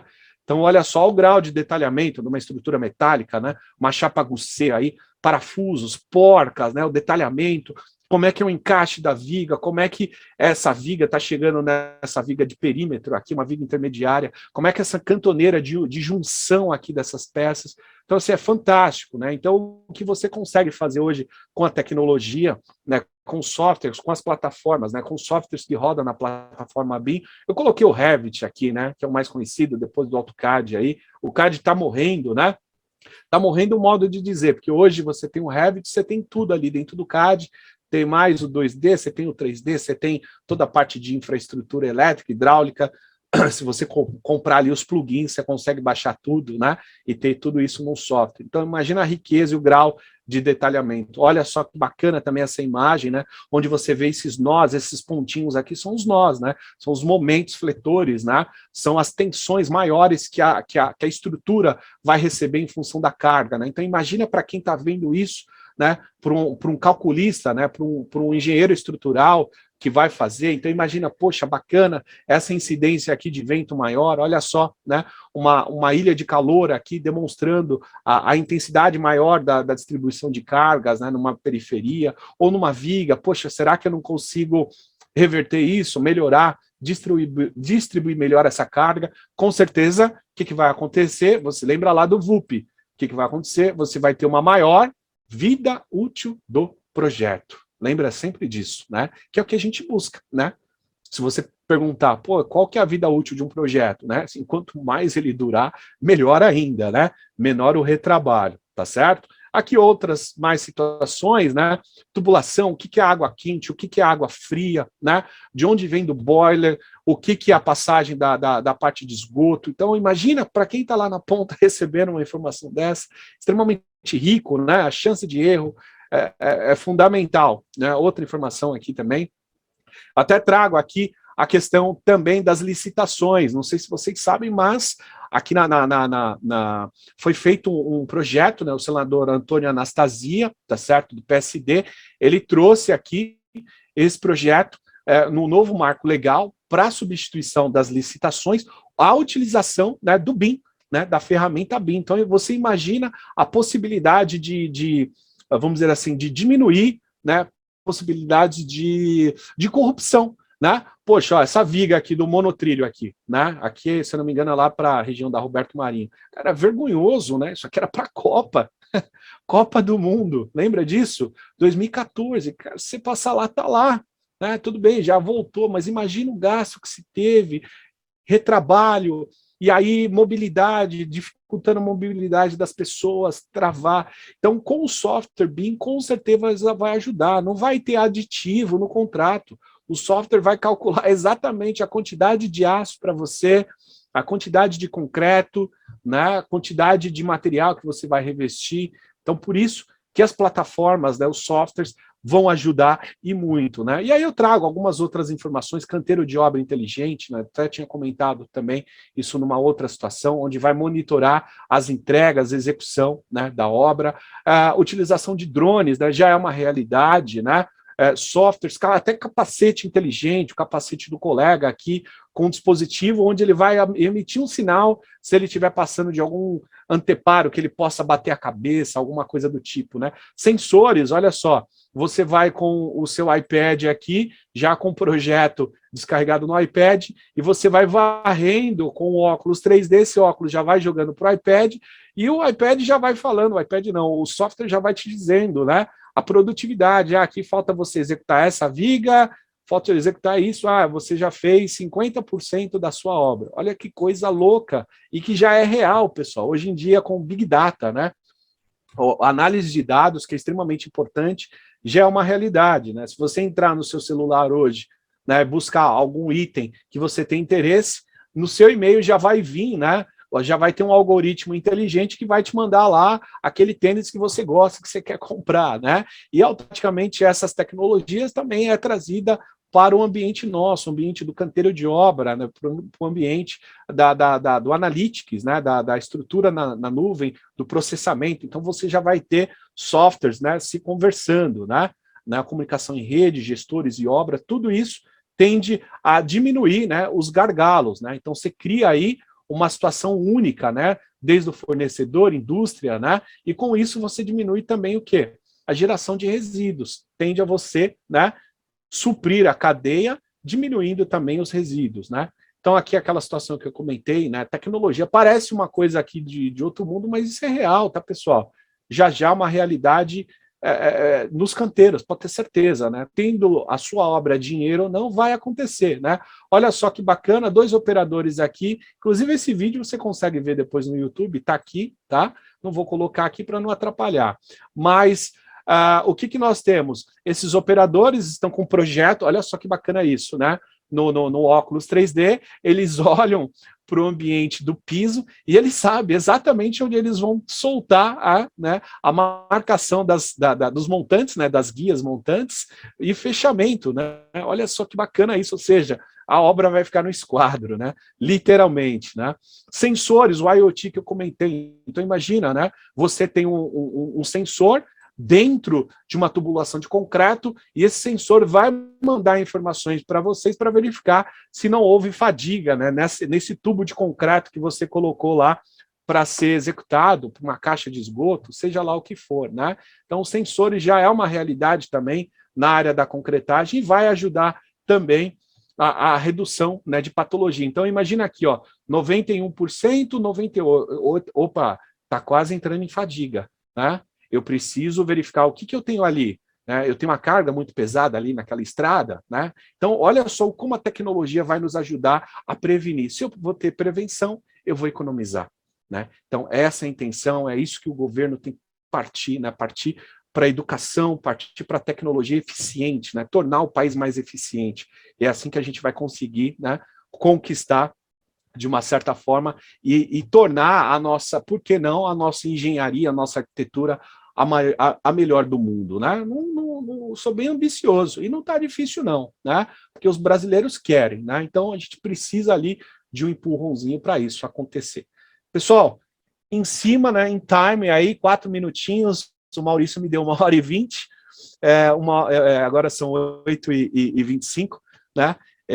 Eu finalizo aqui com os drones, a análise de drones também, isso já é uma realidade para ensaio de patologia, enfim, verificações, né? Mas eu ensaio aqui com a minha bibliografia, né? Aqui meu contato do LinkedIn, quem quiser me procurar no LinkedIn, estou lá. Aqui meus contatos, aqui, Antônio Celso, meu nome, .end@gmail.com, e aqui meu outro e-mail institucional da Uninove, né? Quem quiser me chamar para conversar, né? E é isso, pessoal. Eu espero que vocês tenham gostado aí da minha apresentação.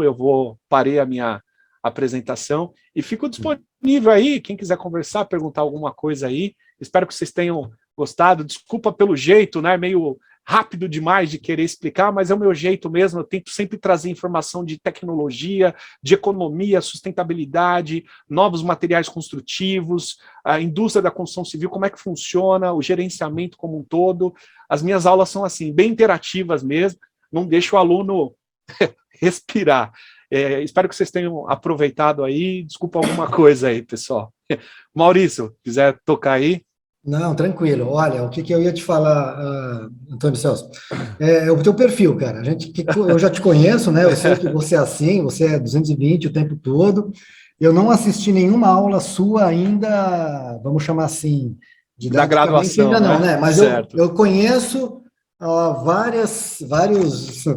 vários estudantes aí que falam que você é o melhor professor da faculdade aí. Imagina, cara, estamos aprendendo. Falar que você ganha de 10-0 lá, que a tua aula é imperdível.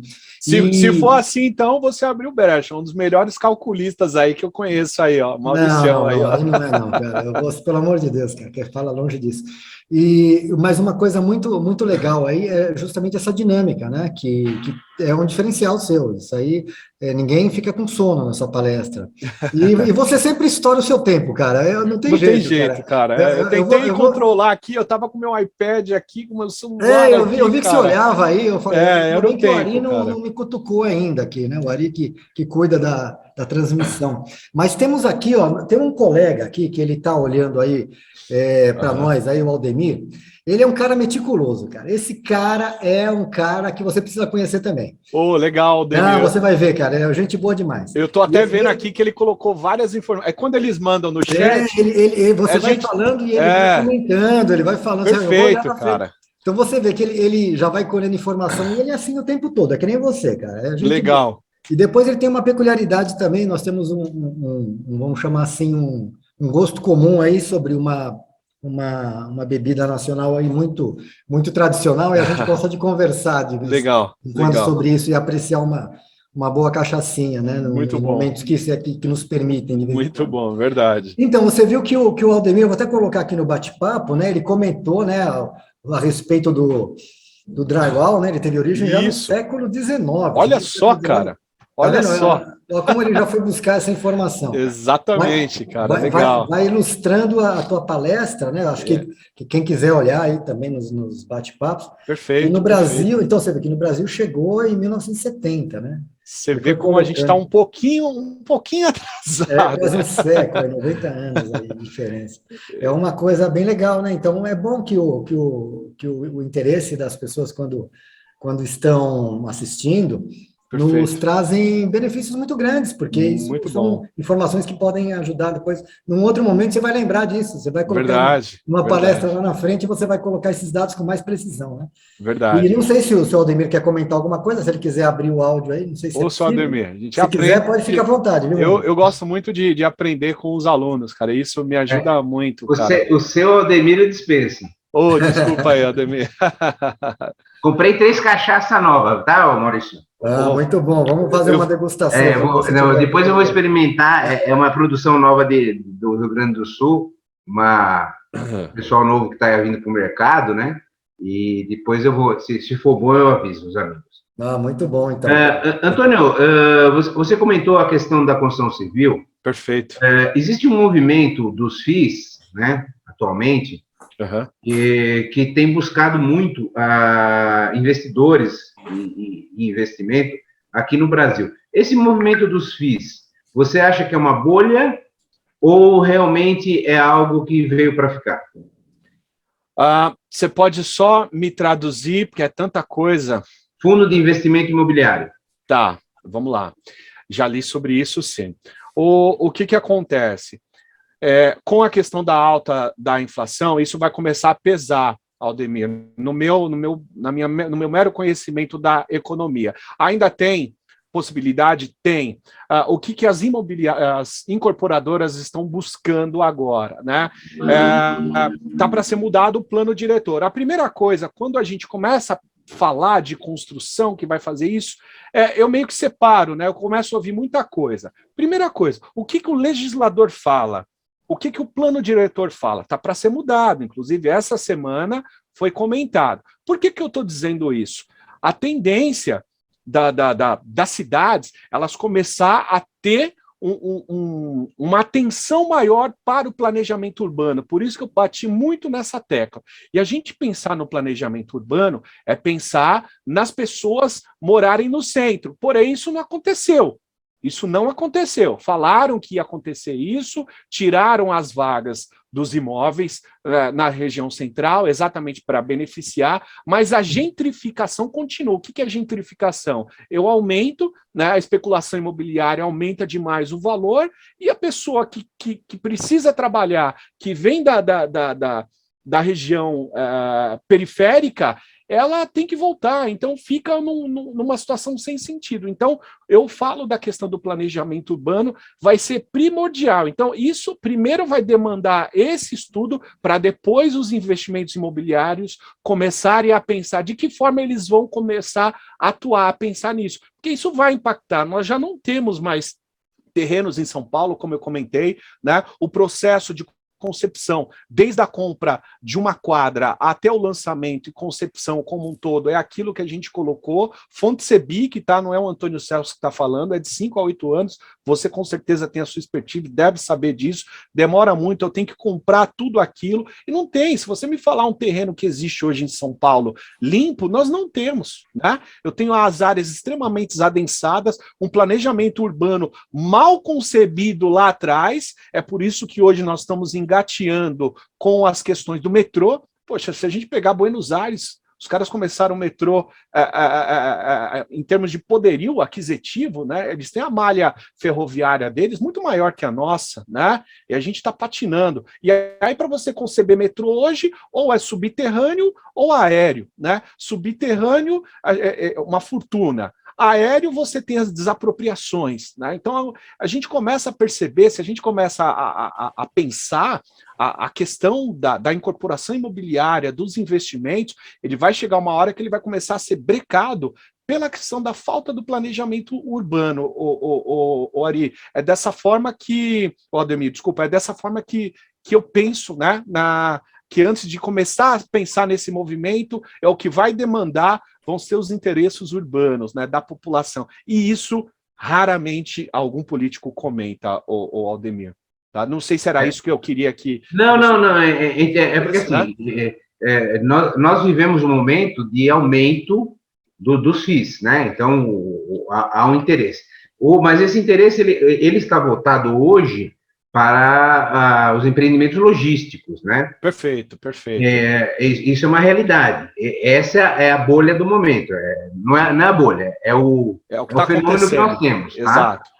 Em relação à cidade, a gente já verifica alguns movimentos. Mas a pergunta é justamente essa. Se você acha que isso é uma bolha que se amplia, né? E que permanece de forma coerente, ou se vai acontecer como houve nos Estados Unidos. A gente tem uma bolha, de repente, na parte imobiliária dos galpões, algo vem para a cidade e depois desaparece, né? Perfeito. Eu acredito que nessa situação ainda tem espaço, né, para crescer, principalmente nas questões logísticas, né? O entorno de São Paulo ele já totalmente tomado, né? Se você pegar todas as rodovias, Anhanguera, Bandeirantes, Cajamar, Castelo Branco, então ele já está todo consolidado, e ainda mais hoje com as questões da logística e todo mundo ter isso daqui, ó, você pedir qualquer coisa por aqui, a tendência é que o marketplace, né, a própria Amazon, né, a Amazon acabou de conceber ali um galpão logístico gigantesco pela Diase, né, e pela Copron, né, gigantesco. Então, a questão dos marketplaces, a questão do e-commerce, isso ainda tem ainda um fôlego e um respiro, não só aqui em São Paulo, mas também como nas outras cidades capitais do país. Na parte logística, eu vejo que isso ainda mantém, o Aldemir. Tá? Hoje mesmo eu tive contato com um diretor de um fundo de investimento israelense, né? Perfeito. E eles já estão partindo com um modelo diferenciado, né? Um modelo tipo BRB, né? BNB, né?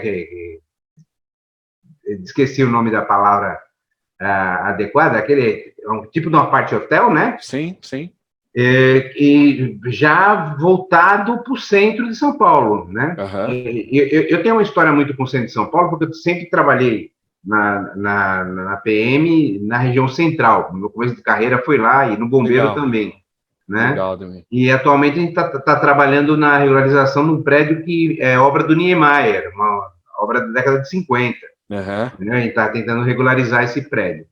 E a gente vê que realmente as residências ali na região central, ou elas são subutilizadas, ou Perfeito. elas estão empobrecidas, né? Exato. A realidade é essa. Exato. Né? E talvez, se esse movimento ele viesse para essa região central, aquilo que você colocou de gentrificação, ela poderia diminuir. Com né? certeza. Mas o problema todo é de preço, né? O preço ainda continua incompatível com a maior parte da população, né? Exato. Por isso, do gestor público, do planejador público, ele tomar conta disso, porque senão a especulação imobiliária vai gentrificar ainda mais. Se a pessoa mora na periferia, cada vez mais ela vai ficar mais distante ainda de poder compartilhar das benfeitorias de infraestrutura que nós temos no centro. Então, isso tem que partir do poder legislador, não tem como, senão a gente vai ficar patinando, discutindo soluções para infraestrutura a vida toda, né? Sem contar na característica que eu comentei, a cada 4 anos nós trocamos o nosso legislador, né? E aí existem os interesses particulares, eu não quero seguir isso, eu quero seguir o mesmo projeto começa do zero de novo. E aí a gente vai ficar patinando nisso a vida toda, infelizmente. Bom, gente, obrigado. Eu sei que o bate-papo pode ir até longe aí, mas a gente já está com o nosso tempo esgotado e a gente ainda tem que fazer uma finalização com os vídeos do CREA, tá? Perfeito. E isso vai levar alguns minutos. Eu peço para que vocês, eu agradeço já a sua palestra, Antônio Celso, brilhante palestra. Imagina. Agradeço ao Aldemir pelos comentários muito inteligentes, como sempre, e agradeço a todos os participantes. Eu vou pedir para o Ari, a partir de agora, para colocar os vídeos institucionais do CREA, do nosso conselho, e eu peço a todos que permaneçam por mais alguns minutos para assistirem esses vídeos, tá ok, gente? Então, uma boa noite a todos, boa noite, Antônio Celso, boa noite a todos as pessoas que participaram e assistiram, muito obrigado. Em breve teremos novas palestras, e Antônio Celso, se prepare que você vai ser novamente convidado para outro tema do seu conhecimento. Perfeito. Maurício, mais uma vez, a Alesp, CREA São Paulo, e a todos os participantes aí, eu fico muito grato pela presença de vocês. Um abração. Pode contar. Boa noite a todos, obrigado. Ari, fique à vontade para passar os vídeos.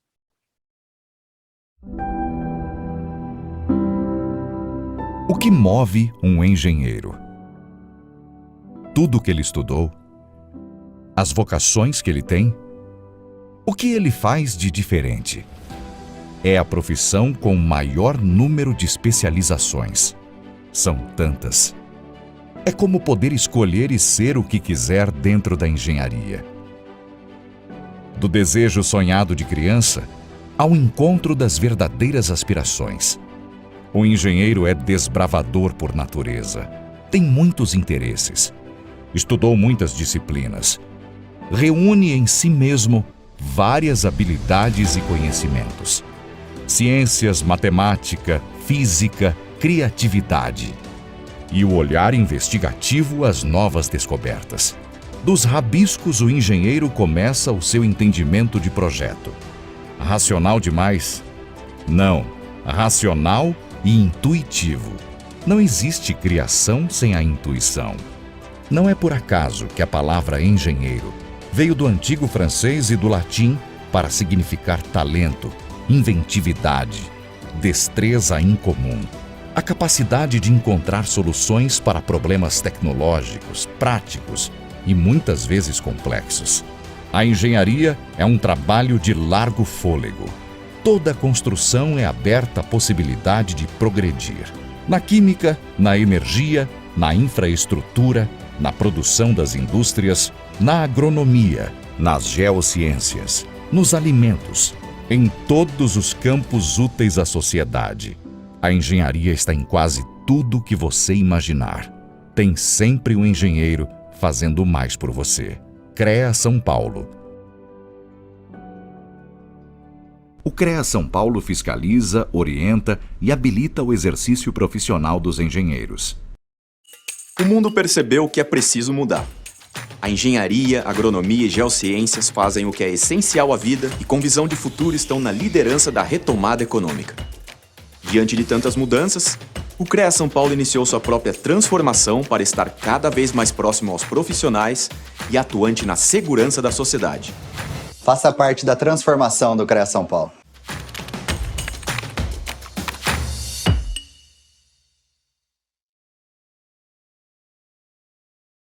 O que faz o CREA São Paulo?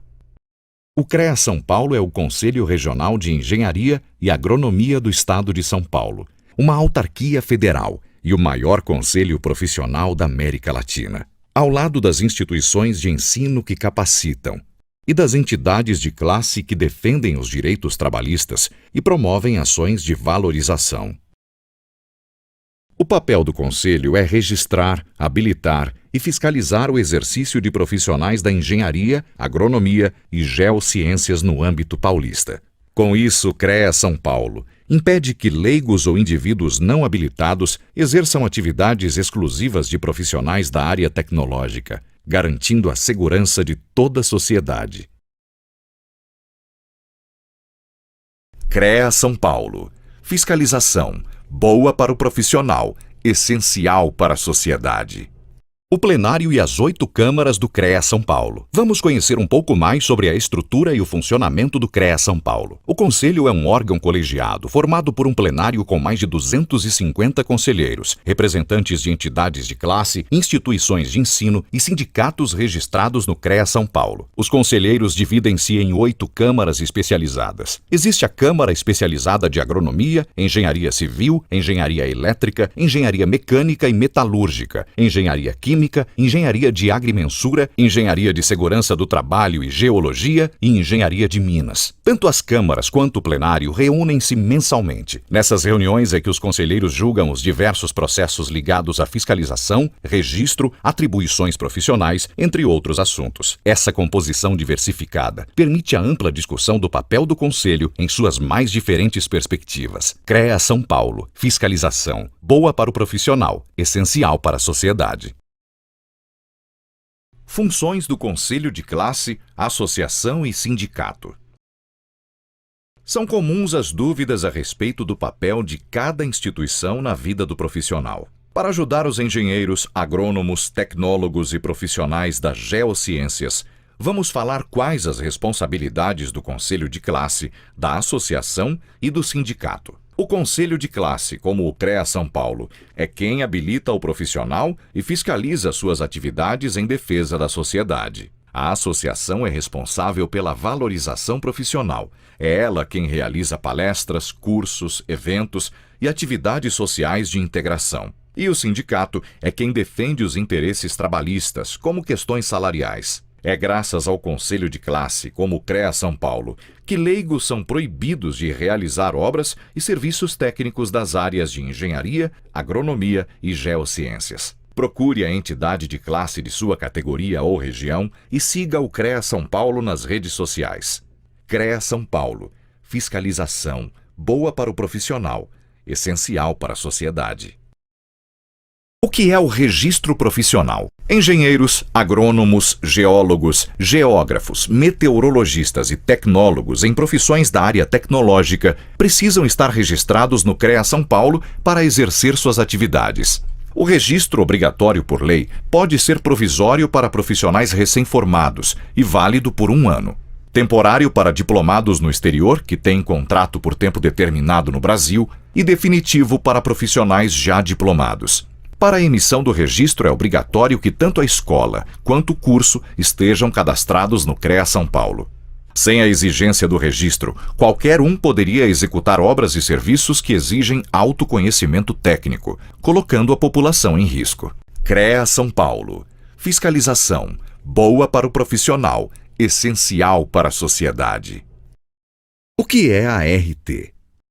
A Anotação de Responsabilidade Técnica, ART, é um documento oficial emitido pelo CREA e indispensável para o exercício profissional da engenharia, agronomia e geociências. A ART certifica quem são os responsáveis pela execução de trabalhos das áreas tecnológicas. Para a segurança de todos, a ART garante que obras e projetos técnicos sejam conduzidos por profissionais habilitados. Além disso, a ART valoriza a atuação profissional, registra sua autoria, resguarda o contratante e o contratado e permite constituir o acervo técnico. Um histórico da atuação do profissional que tem grande valor no mercado de trabalho. A ART é essencial para a segurança de todos, principalmente da sociedade. CREA São Paulo. Fiscalização. Boa para o profissional, essencial para a sociedade. O que é certidão de acervo técnico? Acervo técnico é o conjunto de atividades técnicas desenvolvidas ao longo da vida do profissional. O acervo pertence sempre e exclusivamente ao profissional que registrou a Anotação de Responsabilidade Técnica, a ART. A Certidão de Acervo Técnico, conhecida como CAT, é o documento que certifica as atividades registradas no acervo técnico e comprova a experiência do profissional ao longo do exercício de suas realizações. A CAT é imprescindível para a participação em licitações e concursos públicos nas áreas da engenharia, agronomia e geociências.